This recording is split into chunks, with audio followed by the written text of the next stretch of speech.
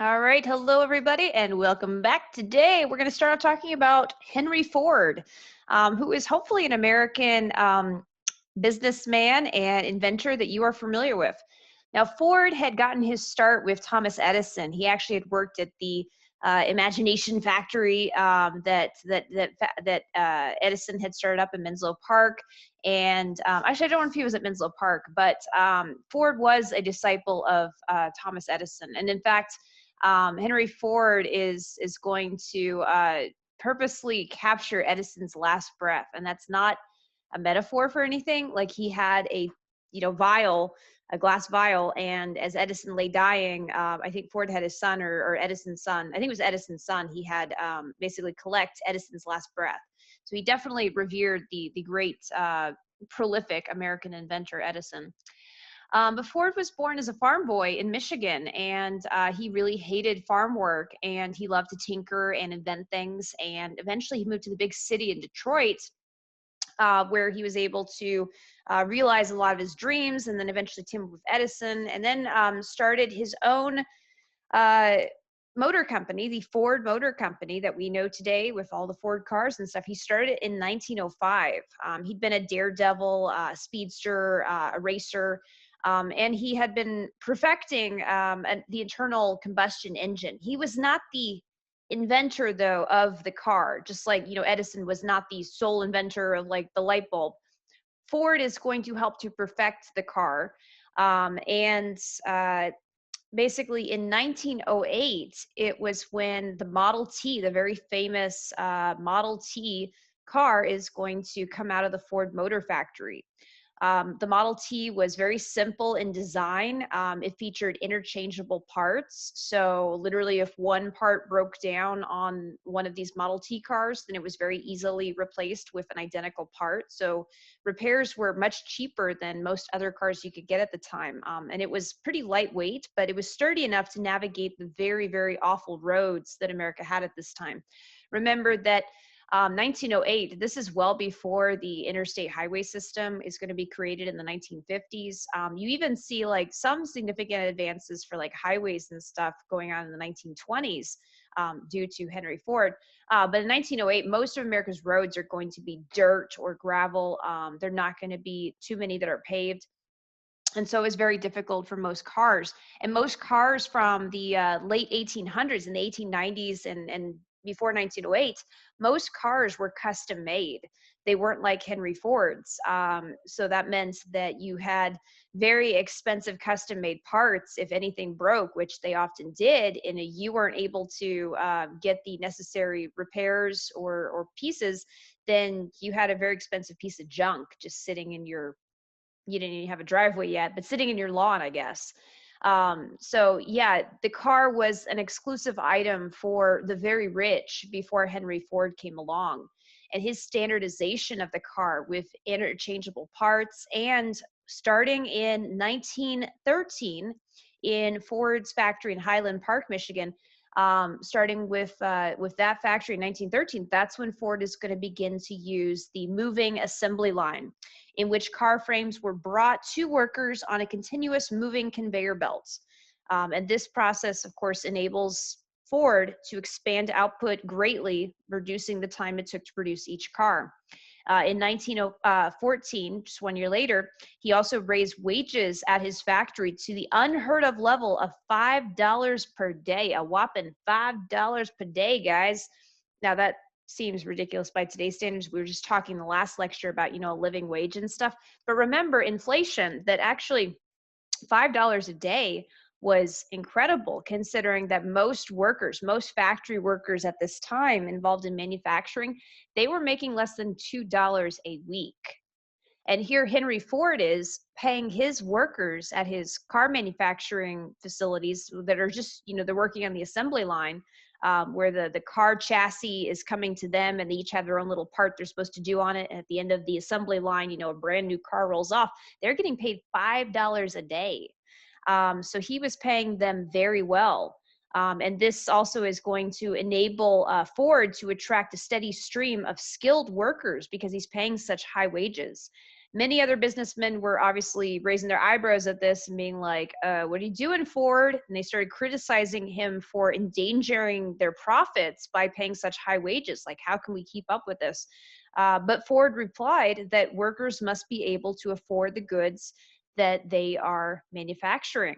Ford wanted for his workers to be able to afford the cars that they were making on their assembly lines, and that is the essence of what became the economic idea of Fordism.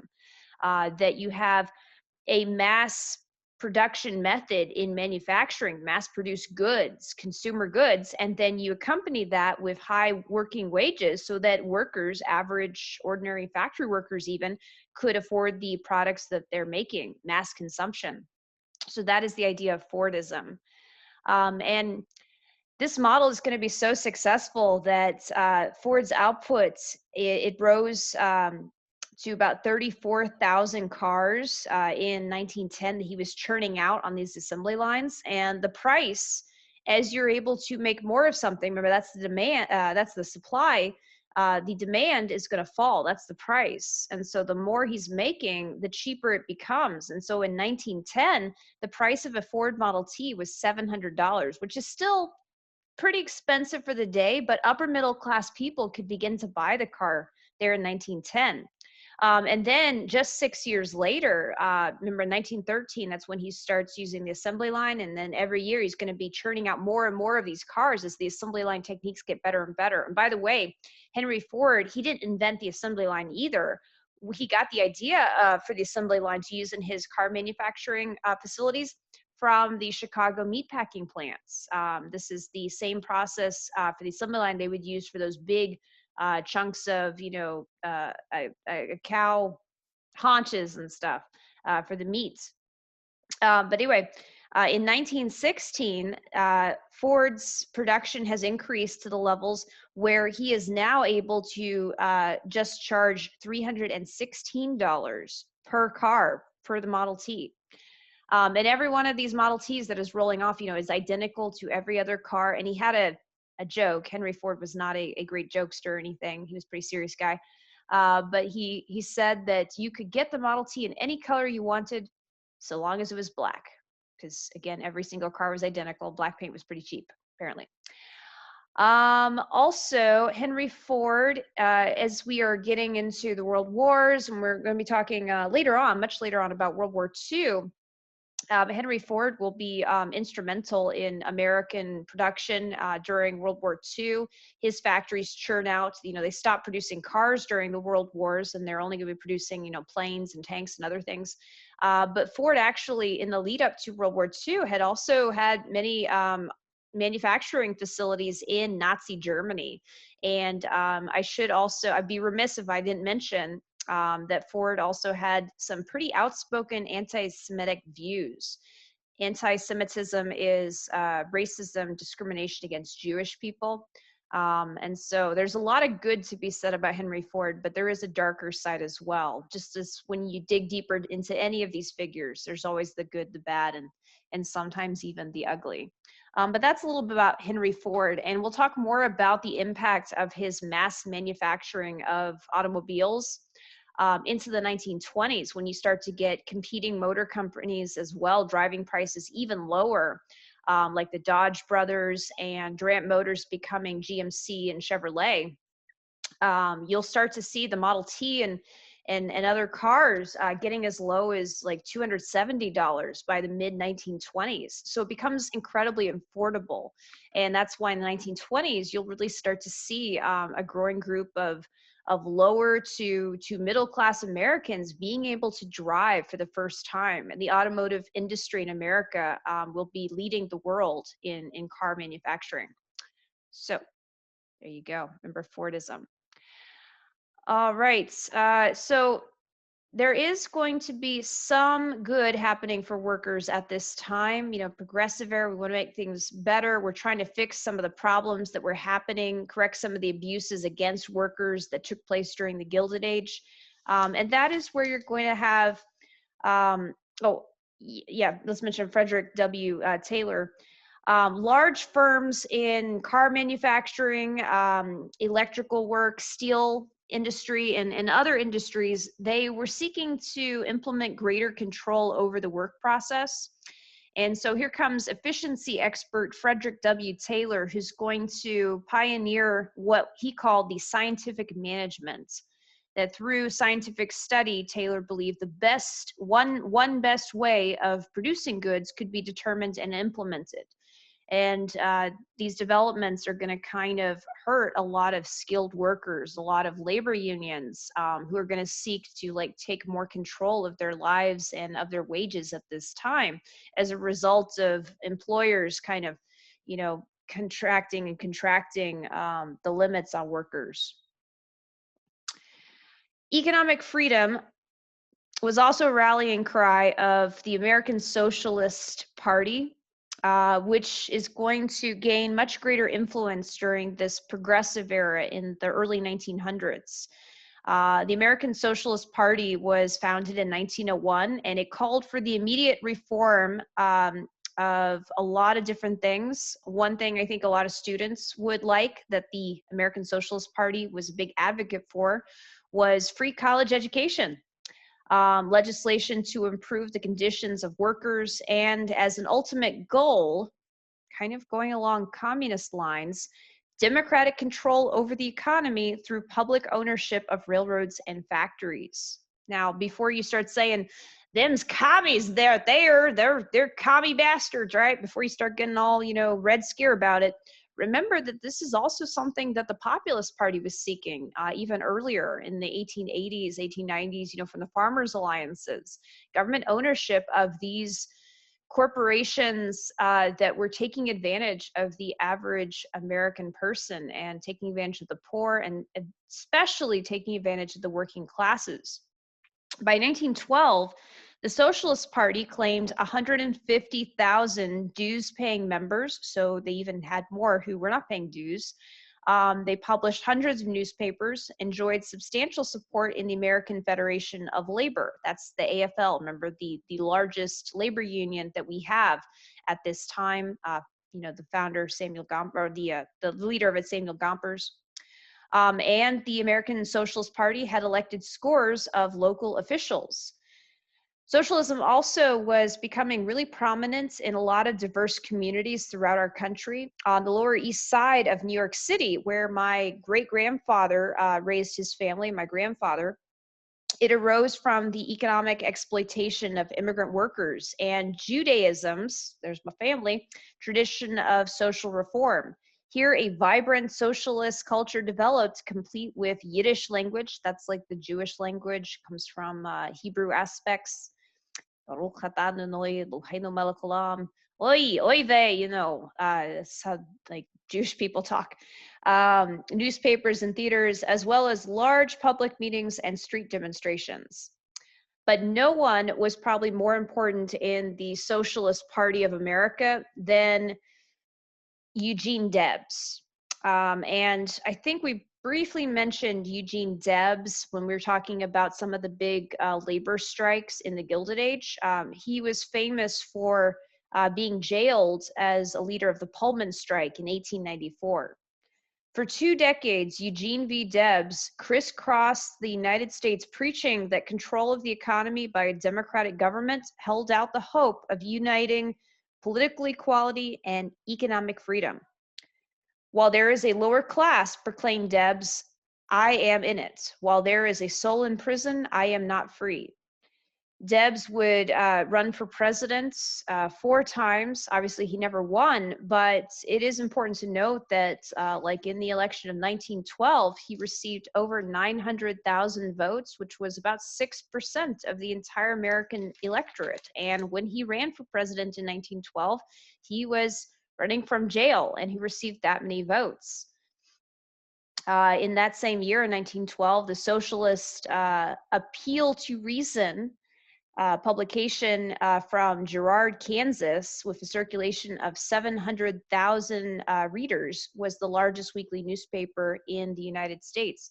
Socialism was a powerful force in the US. Remember, on the political economic spectrum, socialism is kind of between capitalism and communism. It's where you want greater government control over industries, but not complete government control. It's like what a lot of European countries have in place today with greater regulations, because you want to look out for the common man, you want to look out for the workers.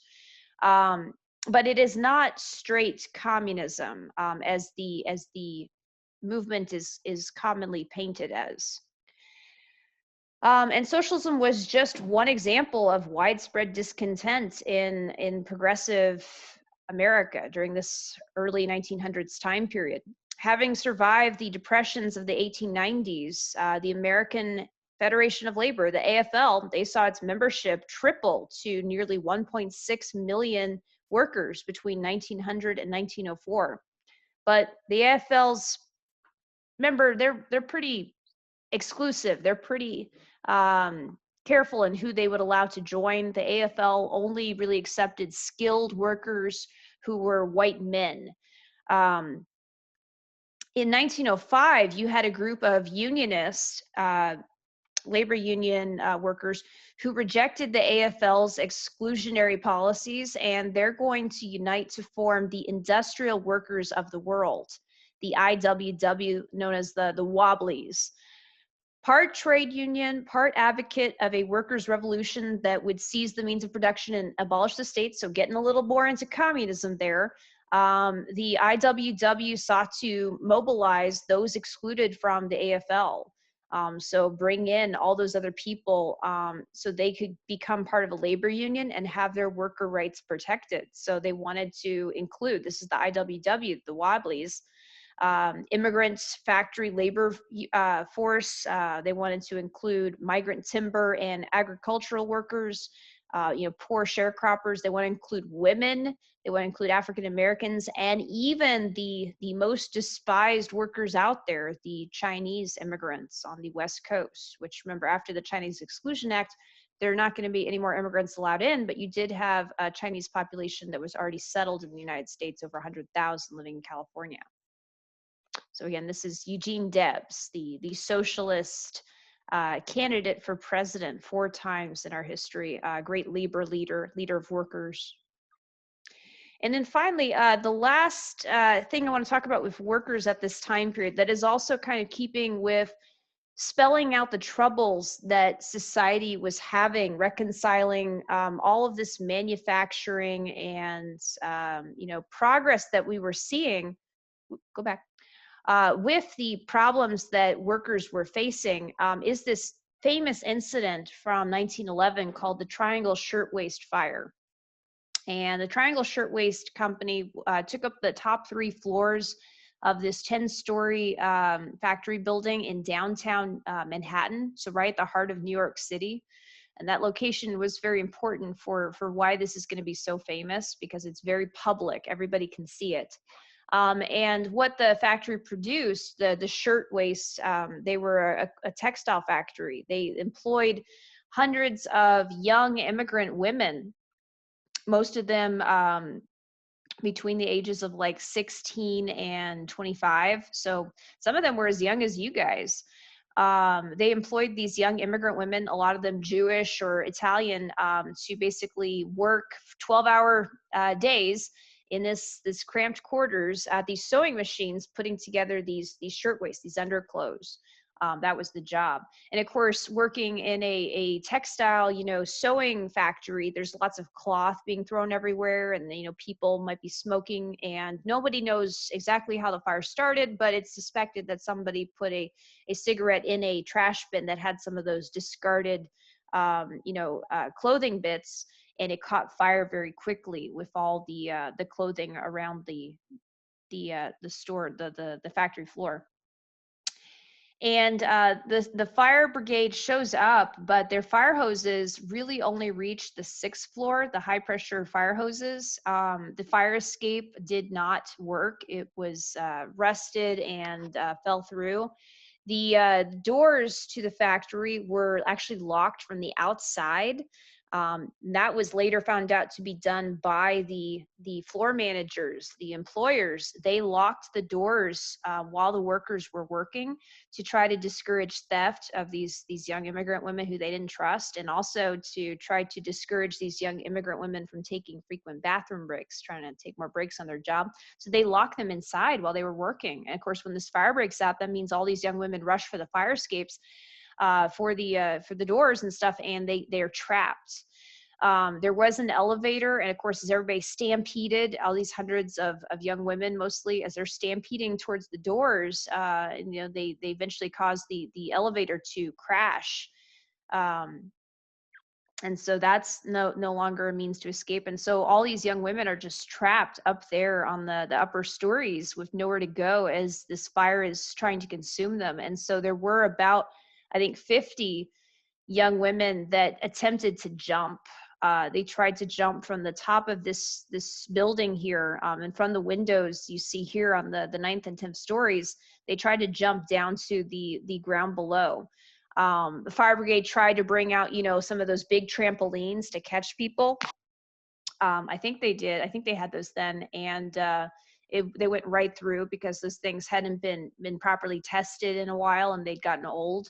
And so all of these young women were dropping from the windows from 10 stories onto the concrete below, dying, just going splat, splat. As you had a growing throng of onlookers in downtown, Manhattan, New York City, looking on in horror. These were young women. These were teenagers. They were your age. I can't imagine the horror of watching a young girl, be so desperate to save herself that she's willing to jump out of a 10-story window and be crushed and break her neck like that and be splatted against the concrete rather than being burned to death. So you had all those that died from jumping, and then once they finally got the fire out, took way too long. When they got up there to the top floors, all of those young ladies who had been too scared or unable to jump, they were all dead from the fire, from asphyxiation or being burned to death. So altogether, 146 garment clothing factory workers were killed, most of them being these young immigrant women. And it's not like there weren't other fires that took place. We talked about, remember, how there was like literally a fire in the 1800s that wiped out most of the city of Chicago, started by a cow, right? Or that was the rumor.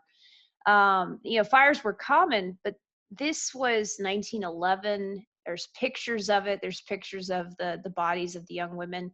The horror of watching this, of it being such a public spectacle, is going to really push lawmakers to require better safety standards in factories and more attention overall to the plight of the worker and how they were being treated, being locked from the outside in like an animal.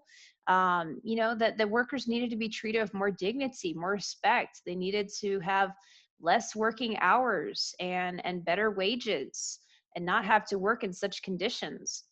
And so that was the terrible Triangle Shirtwaist Factory fire in 1911 in New York City. All right, with that, we're going to stop there. Thank you guys very much for listening, and I will talk to you later. Bye.